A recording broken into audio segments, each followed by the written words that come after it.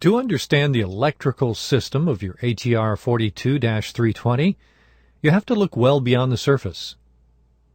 Several panels are provided for control and indication of the different voltages available.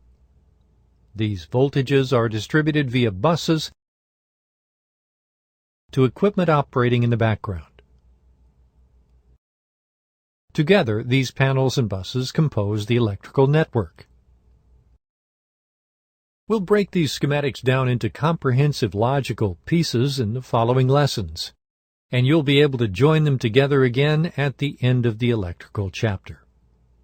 This is what the basic logics of the electrical system look like. Now let's get started on the details of the various systems.